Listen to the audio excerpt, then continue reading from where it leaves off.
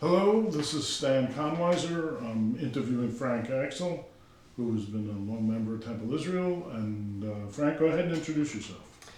Thank you, Stan. I have been a member of Temple Israel for the past 37 or 38 years, and I thought I would like to share my story with you. Yeah, well, I understand that your family comes from Europe and you have a lot of knowledge about Europe. Tell us about that. I am, in fact, first generation. I was born in 1944. That was actually 5 years after my parents immigrated to the United States. They were refugees from the Nazis in Europe. My mother comes from a Czech background, although she was born in Austria, so my common language, the common language at home was German and English. My natural father was also from Czech origin, but born in Vienna, and he actually came a year earlier than my mother, and since they met in Vienna, they agreed that my mother would come to meet my father, her fiance, in New York at a later date. And so the whole story starts with their immigration from the Nazis. My mother came to this country in 1939. My stepfather came also in 1939. And my mother and natural father married here in New York in 1942 or 1943, I'm not sure, I think 1942. And they started life together here in New York. And I understand you lived in Riverdale. I was actually born in northern Manhattan and lived there for about a year or less of my life, maybe 6 months of my life, when my parents bought a house in Riverdale. That's correct. And if anybody listening knows Riverdale, I knew Riverdale long before the apartment houses were built. It was truly a beautiful place to live and to grow up. And the environment was much like Westchester is today, not so urbanized the way Riverdale is today.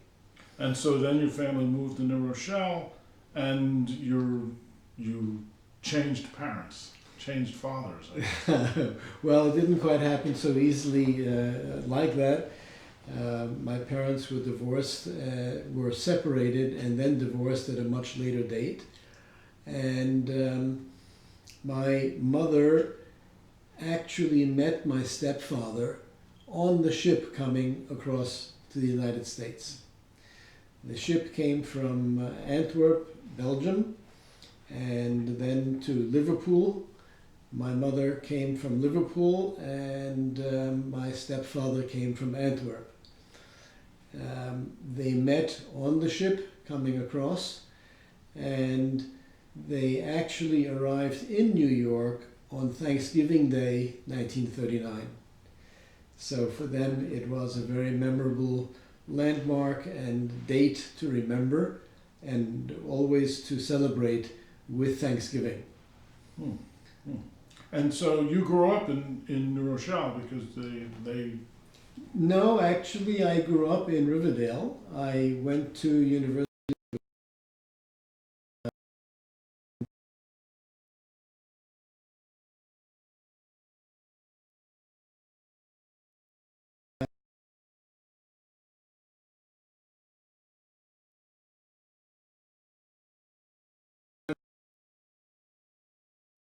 In 1963, a year after I went to university. Oh, so you never really. So I never grew up in New Rochelle, Okay. but my home became New Rochelle. Mm-hmm. And when I came home to visit my parents, and actually I lived for a period of maybe 2 or 3 years in New Rochelle until I got my feet established in my career and future. I understand that you were quite an entrepreneur at the University of Wisconsin. Well, yes, things kind of got started that way. I was looking for inexpensive airfare to fly back to New York for the holidays. And I was told that charter flights were never successful and don't bother looking into them because of excessively long delays, although the seats were cheap. And my predecessors actually used secondary charter airlines for charter flights. And when I became involved, I decided I'm going to do a charter flight myself, and I would only consider using one of the major airlines. So that started when I walked into the Northwest Airlines office in Madison and said that I wanted to charter a plane. And they kind of smiled at me, the person that I talked to smiled at me and said, "That's fine, we'll be happy to do that. You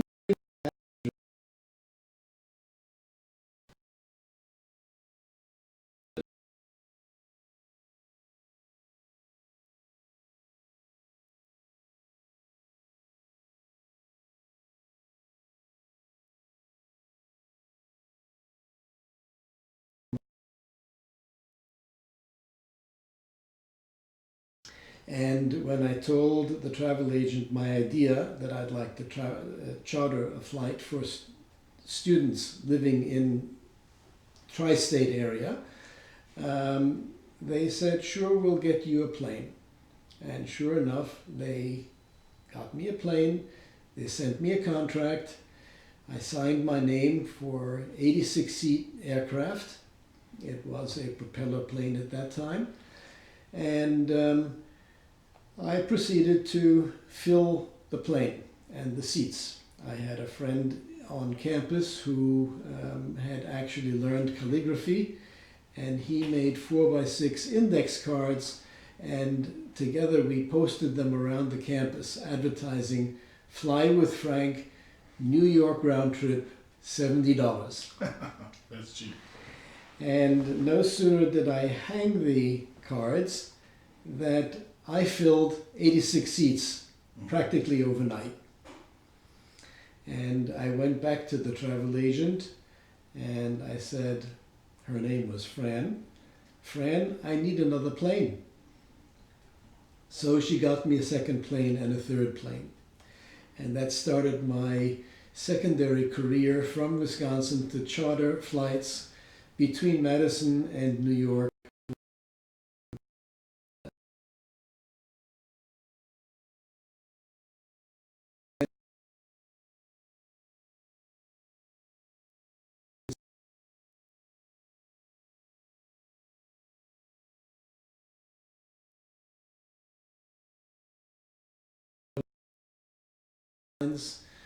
Northwest. In fact, I think it was the second time we had a charter flight that the pilot left Madison, Wisconsin on a clear blue sky day, and the flight route went over Niagara Falls. He actually went in a circle around the falls so everybody had a view from the seat that they were sitting in. And it was a spectacular on-time flight, and there was never a delay. We landed at LaGuardia Airport at a terminal that wasn't isolated in the outer reaches of the airport. And so I gained a reputation, number one. And number two, wasn't my intention. I didn't start that way. But I got my seat to go back home, and the travel agent was very honorable and said, "Frank, you're doing a fantastic job. We're going to give you a commission for the tickets that you sell." And so for the 3 years that I did it, I got commissioned for the charter flights. And that enabled me to travel. When my friends were buying cars, I was buying air tickets. And it's a good segue into some history to my family, because in the year that I started to do the charter flights, my mother's brother, who was living in Australia, came to New York on a visit after not seeing his 2 sisters in New York since 1938. And it was a wonderful family reunion. It was an occasion for my uncle and my aunt and my mother to get to know each other as adults and to talk about their experiences during the war. And my uncle said, "Why don't you come to visit me in Australia?" So I used my commission, the money that I earned from my commission, for arranging charter flights. And my first experience traveling overseas with my own money was going to Australia. The travel agent was nice enough to get me a travel agent's discount and said that I could use 2 airlines to go around the world. So I started flying with KLM, and at one point where KLM no longer flew the rest of the route around the world, I flew with Qantas, the Australian airline. And so I went, in fact, to see my uncle, but also stopped for about maybe 2 weeks in each country that I chose in advance, with no hotel reservations. I went just by following my nose and instinct and what I wanted to see in those countries. And what year was that? That was in 1964. Okay. And so to backtrack a little, my mother and her sister were 19 and 16 years old, and their parents told them and arranged for them to leave Vienna in 1939, and they were sponsored by 2 families in London to come to London to work. And my uncle was too young to travel by himself. He was only 12 years old, and so he was sent by his parents to live with family in a small farming town in Czechoslovakia. And so he was informed on and picked up by the Gestapo, and finally interred in. He was put into work camp and then ended in concentration camp for the period of the war. My mother and her sister were lucky never to be caught by the Nazis or spent any time in concentration camp. Only my uncle and their mother. And my grandmother was first in Theresienstadt and then ended up in Auschwitz-Ravensbrück and liberated by the Russians. And then finally my uncle, her son, found her in Czechoslovakia, and it was a family reunion, at least knowing that each other were alive. Eventually, my grandmother came to New York, and she came to live with us. She only spoke German and Czech, so actually I grew up from the age of 3 speaking German and English at the same time. although my parents never wanted me to speak German. They wanted me to be an all-American boy eating apple pie and playing baseball. That didn't happen. But that's my basically my language experience. And Well, you had some, when you were traveling, you had some interesting experiences on that round the world trip. I met wonderful people, but especially I was invited by an Iranian family to stay with them as long as I was in Tehran. And they had a son whom I first met, and he invited me to his parents' house for lunch. And it was there, after lunch, that the parents invited me to stay with them. They were extremely hospitable. They were a Muslim family. And we discussed Israel and Jews and Iran and Muslims, because it was my first experience and exposure in a Muslim country and a Muslim environment. And I was rather hesitant myself in what to expect. And they were extremely comforting and expressive, that it doesn't matter what religion I am, it mattered what kind of a person I am. And that was the most critical issue to them. Iran in 1964 was under the rule of the Shah. There was not the presence of fundamentalists, and so the ladies all walked around without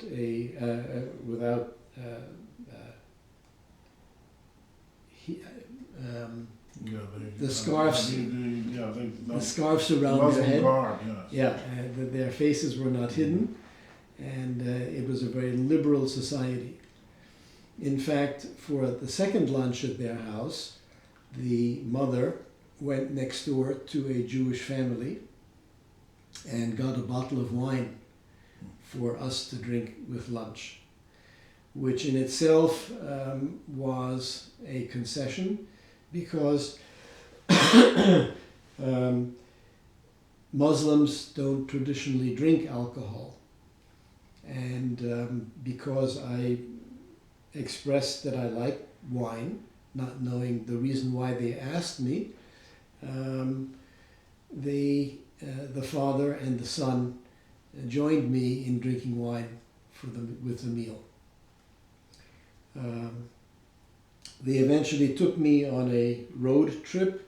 They asked me what I wanted to see in Iran, and basically I had decided I'd like to see Persepolis, which is the ancient capital of Iran. I wanted to see Isfahan, where there were 13 or 14 active and working synagogues among the Muslim population. I wanted to see the Caspian Sea. And so they had a family conference. They decided with actually 12 people of the family to take me to see the Caspian Sea.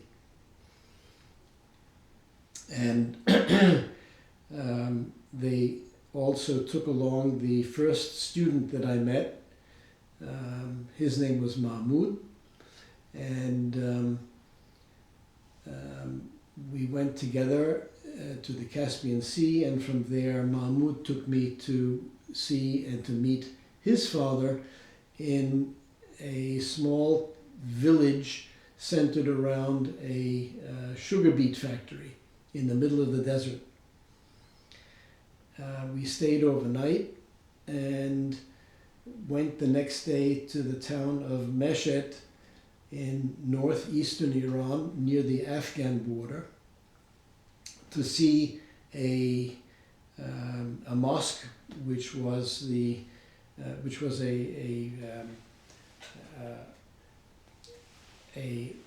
mosque for religious Um,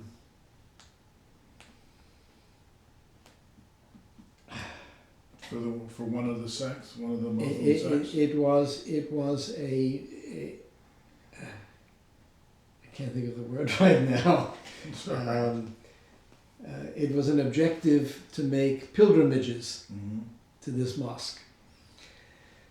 And Mahmoud said to me, "Give me your camera, don't talk to me," and he would take me through the mosque, which would be unheard of to do today. But we did it. I saw the interior of this holy mosque, and there should be theoretically no foreigners going through the mosque because it was a holy site and a pilgrimage place. But that was the attitude of the Iranians and how they thought then. Mhm. I stayed in contact with the son, and that was in 1964. We wrote letters maybe once or twice a year only to each other. And finally, the politics evolved where the Shah was losing his grasp on the government. And it happened one day in the late 1970s that cousins of Shirbud was the son's name. Cousins of Shirbud came to New York, and Shirbud gave them my telephone number. And I got a call one day. "Hello, Frank, this is Hossein. I'm Shirbud's cousin, and I just arrived in New York." Well, remembering the kindness that this family showed me when I was traveling in Tehran, I felt compelled to return the same kindness to one of their family members. And I asked Hossein where he was. I went to meet him. I picked him up, and that started a relationship with another Muslim Iranian family who themselves became refugees. And it started with Hossein, and not long after came his other 4 brothers. They all came first to New York through my parents' house and my apartment, and went on from there to primarily to Memphis, where they were enrolled in a Bible university. And 9/11 happened. Shirbud's mother called from Tehran. She couldn't speak English, but she knew a few words, only to say, "Are you okay? We love you. Mhm. You are my son." Mhm. And I still feel emotional about that today. But Shirbud, anyway, had a son, and he and his wife actually divorced some years after the son was born. And the mother took him to live with family in California. And he was only 4.5 years old. Her father, who was a general in the Shah's army, died.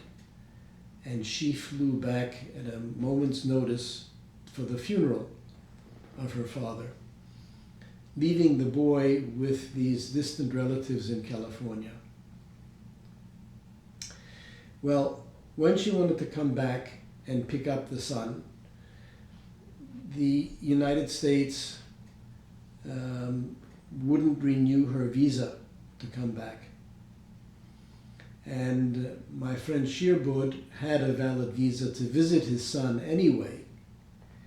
And it was he who flew to California to pick up the son. He arrived in Los Angeles the day the U.S. Embassy was occupied. And so that was, I believe, in October. And by December, he still could not arrange for travel papers for the son. So he could accompany his father to Paris, where he was intending to deliver the son to the mother. And finally, before Christmas, he came to New York, thinking that he could accomplish something more at the embassy here in New York. Remember that these were all Khomeini people already, and nobody wanted to take responsibility to issue new documents because the son's picture was already on the mother's passport, who was waiting for him in Paris. And so finally, on New Year's Day, the embassy called and said to my friend Shirbod, come to our office today and we'll give you papers to travel. So he had the papers for his son, and he was on a plane that evening to Paris. I need water.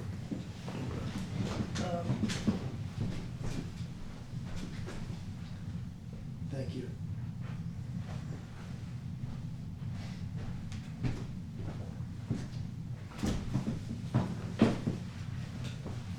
So that all happened before 9/11. That was way before. Way before. Well, you did. This was all before you graduated. Your round the world trip was concurrent with your graduation, or was it before your graduation? No, it was before my graduation. So then you finally did. You graduated on time with a liberal arts degree. Yes.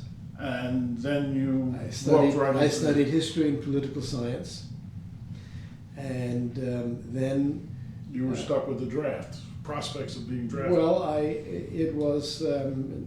graduated in 1966, and Peace Corps, which started in 1961, had actually sent representatives to recruit new Peace Corps volunteers on my campus. And it was something that enchanted me, that I wanted to do.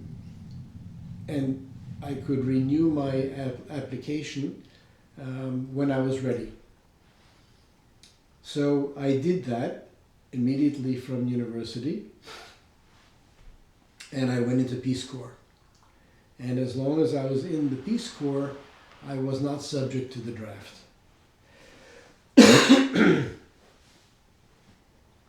So I spent 2 years in the Peace Corps living in Korea, and finished my service in Peace Corps, where I was actually involved in a tuberculosis control program in a small village which had no running water and no electricity.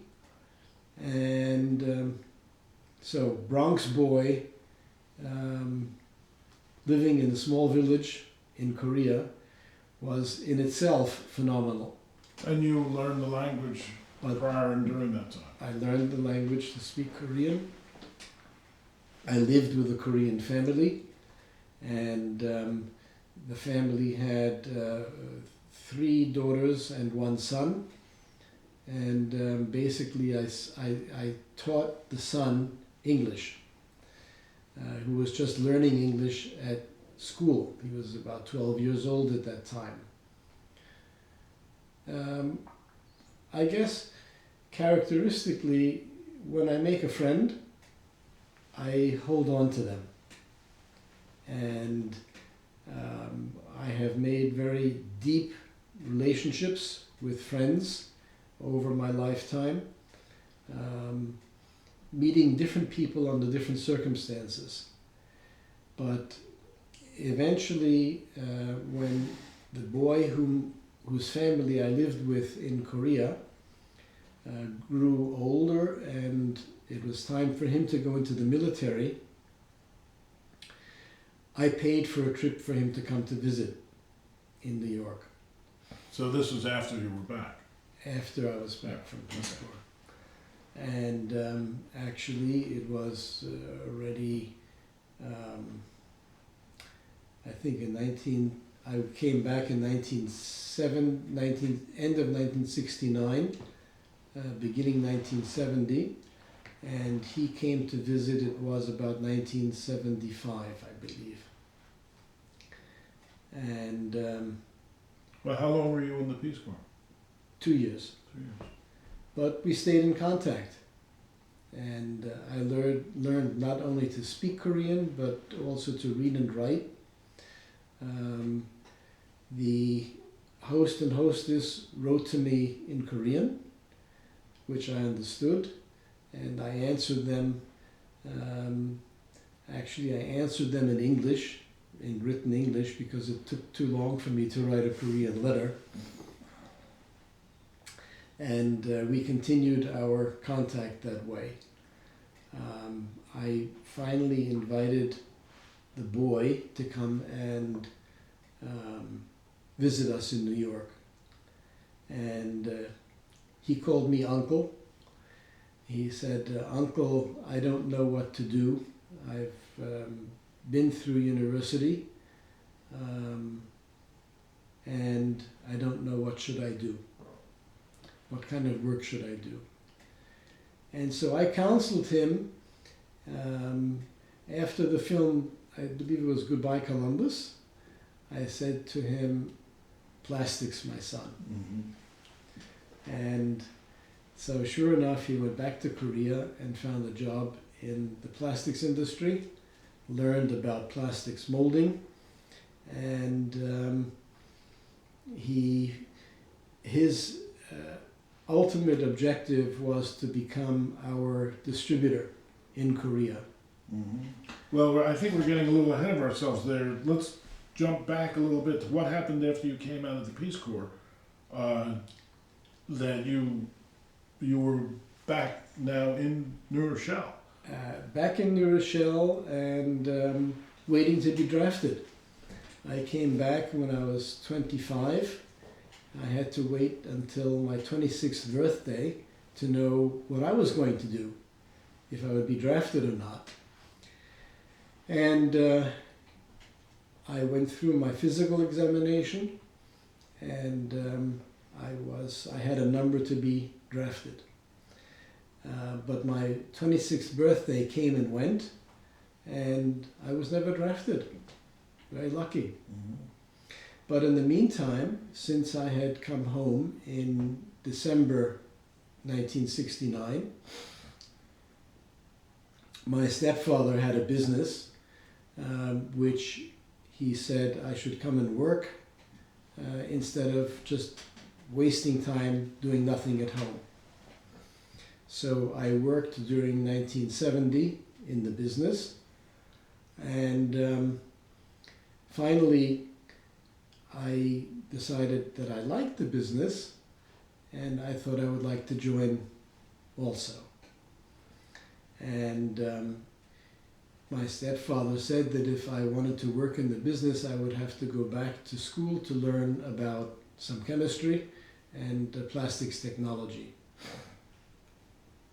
So that was my objective and what I started to do, and how I became involved in Axel Plastics, where I worked from 1970 until my stepfather died in 1980. Well, you had like a trial by fire at Axel Plastics with a tragedy there at the company. Yes, while I was working there in the factory, making samples and doing some mixing and pouring and other elementary things that required no skill, the salesman who was working for the company died very suddenly one day. At the age of 47, he had a massive heart attack, and his wife found him on the floor one morning. And when I learned the news, I took off my factory clothes and I sat down at his desk and I started paging through his notes and asking my stepfather what to do with each particular company who had made an inquiry about our products. And I then had customer contact, and I called and said to them what we would send as a sample for their problems in molding. Axel Plastics was founded by my stepfather in 1941, and it was a specialty niche business supplying what's called mold release agents for plastics, molded plastics and molded rubber. And the purpose of a mold release is like Pam in the kitchen when you make eggs, it would release from the mold. And the company continued from 1941 through the time that I was working there. And because I became actively involved in the business, I was lucky enough to become the president of Axel Plastics and give it direction for the future.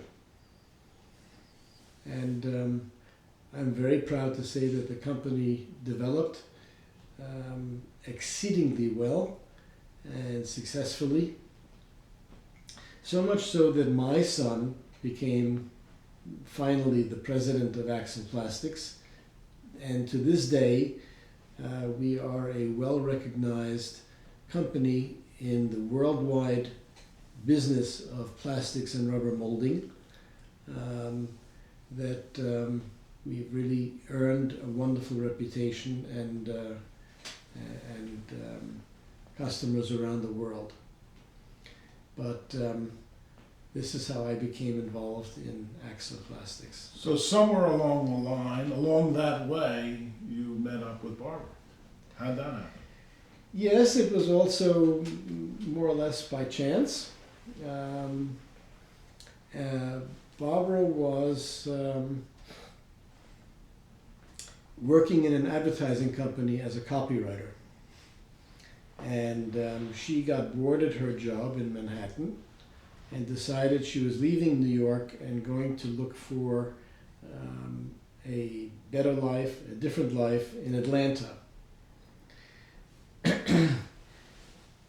She was there 6 months and didn't like it, but before she left, she had to hire her replacement. She hired my stepfather's cousin, unknowingly, of course, that there was any relationship, and she didn't know me then when she hired him. But it was Barbara came back to New York, and lucky for her, she was offered her job back at the advertising company. And she not only was a copywriter then, but she became trained to buy time in the advertising industry. And she ended up working under the man whom she replaced herself with. So he and Barbara would go out to lunch often. He would tell her about his crazy family from Europe. And at the same time, he was doing work on the side,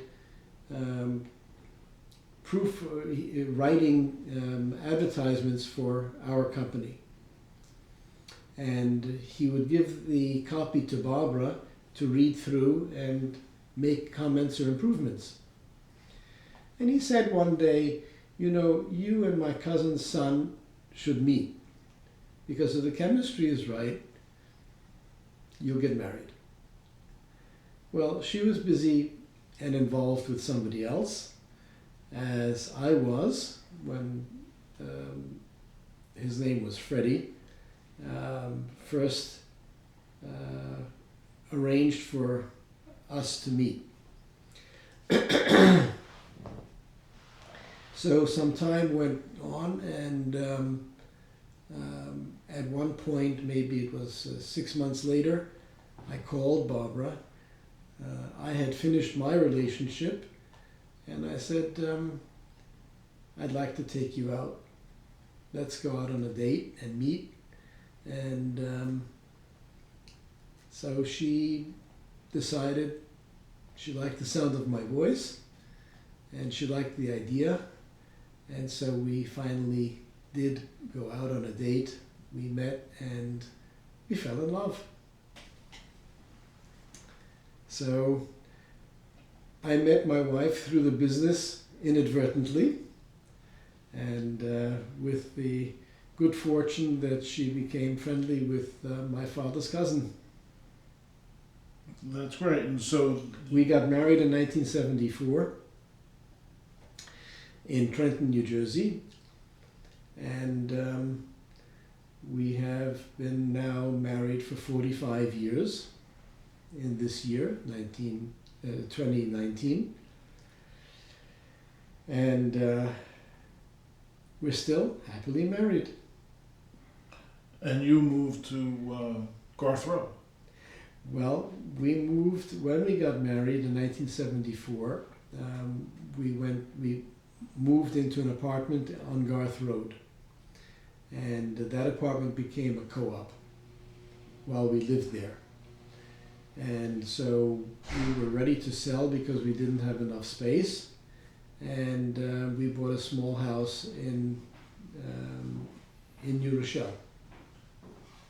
So that's where And Jake was born on Garth Road? our son Jake was born in the last year of our apartment. We he had his own room for the crib, and then we moved to New Rochelle where he grew up. Okay, well, But then- some of my past history goes on into this time. If you remember the Iranian family that I met, he finally went back to live with his mother in Paris, the boy who was in California. He and his father, when they came to New York, lived in our living room on a fold-out couch, and that was and that was on Garth Road.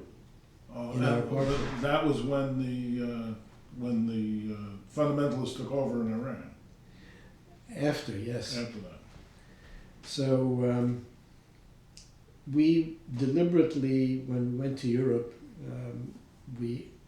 had to go to Paris anyway because we went to a trade show there every year. And when Barbara and I went to Paris, we deliberately arranged to meet the young boy who lived with us with his father. And it was a very complicated relationship. He needed parental guidance. He had a very bad relationship with his mother, whom he was living with now in Paris. He didn't have a good relationship with his father, who was a very weak individual, and living with his second wife in Salt Lake City. So it all comes around. The young boy's name was, he chose an English name to live by. He called himself James. His Iranian name was Homan. And when he came to visit his father in Salt Lake City, he always stopped in New York to stay with us for some days. And at different points of his life growing up, we first knew him when he was 4.5 years old. Then we met him as a teenager in Paris. He had long hair and torn jeans. He felt very at home with us and asked questions that a maturing boy needs answered, socially and sexually, and about his life. He went to school in Paris. He studied at law school in Paris. He became the youngest barrister to graduate from law school at that time. And he needed a suit, a three-piece suit, to practice at court in Paris. And his father wouldn't buy it for him, nor would his mother. So one year when he was visiting New York, he told me this sad experience, and he was very upset about it. I took him to the store and bought him a three-piece suit to wear for his appearance in court.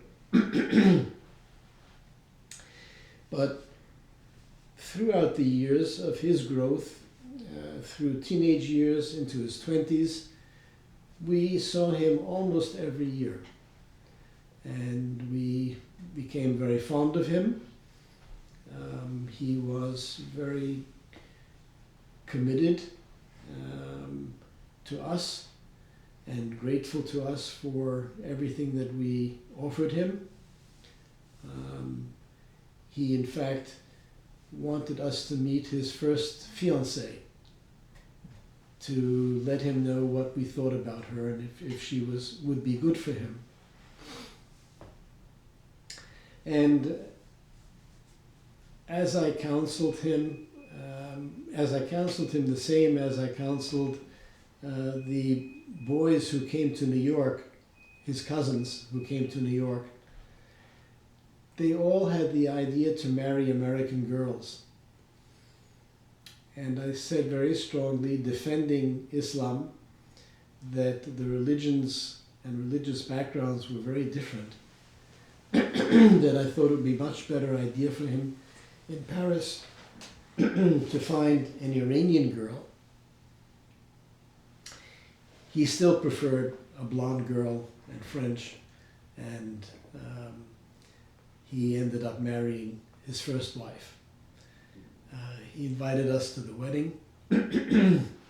He wanted me to walk him down the aisle. They got married in a church. But as long as his mother was alive, his father had died, as long as his mother was alive, I wouldn't do that. But I did give him a toast in French at the reception. And it was a very honorific thing for me to do. I felt very good about it, and I think he was very proud that I did give him such a toast. He became a successful lawyer in Paris, and different things happened in his life. To cut the story short, more recently he actually went back to Iran, something he said he would never do. But we lost contact with him now because I think he doesn't want for there to be any proof that he had contacts in the US. So one day I'm confident that he will come back when the circumstances allow and renew his contact with us. And you maintained an ongoing relationship with the Korean family as well.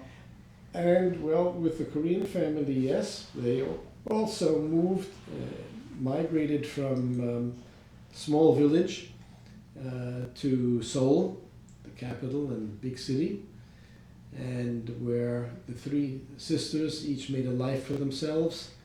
And Hyunwoo, the son, eventually did come back for business visits to the US, and each time he was in New York, he pleaded with me to take him on business visits to companies using our products so he could learn. And ultimately, he did become our distributor in Korea and made a very successful business for us. Well, that's good. I mean, it's these chance meetings and friendship and welcome that carries on and pays dividends for generations. Yes, absolutely. That's really great. And so you ultimately, well, you did move from Garth Road to New Rochelle, and then you moved into a bigger house as you succeeded in New Rochelle. Jake grew up there, and you joined Temple Israel. Yes, and we joined Temple Israel when Jake was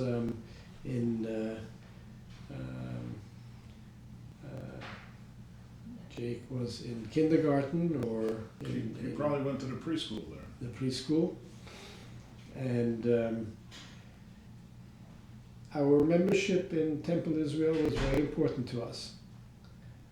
Barbara grew up at a synagogue in Trenton. I grew up in a synagogue in Riverdale,